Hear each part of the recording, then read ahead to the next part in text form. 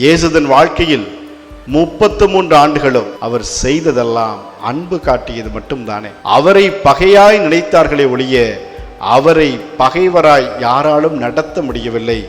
காரணம், இயேசு ஒருபோதும் அதற்கு அனுமதித்ததில்லை. என்னோடு பிறந்தவர்கள், என்னோடு பழகியவர்கள், என்னோடு நட்பு பாராட்டியவர்கள் ஏதோ ஒரு தருணத்தில் என்னை பிடிக்காமல் ஒதுங்கி போயிருக்கலாம்.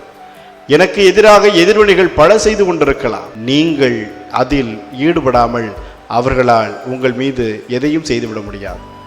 எண்ணிக்கொள்ளுங்கள், பகைமை காட்டுவதற்கு உங்களுடைய ஒத்துழைப்பு நிச்சயம் தேவை. அந்த ஒத்துழைப்பை ஒருபோதும் கொடுத்து விடாதீர்கள். இயேசு தன் இறுதி மணி நேரம் வரை, தன் உயிர் இந்த உலகத்தை விட்டு பெறுகின்ற அந்த கடைசி நொடி பொழுதும் கூட, தந்தாய் இவர்கள் செய்வது இன்னதென்று அறியாமல் செய்கிறார்கள், இவர்களை மன்னியும் என்று சொன்னது எதற்காக?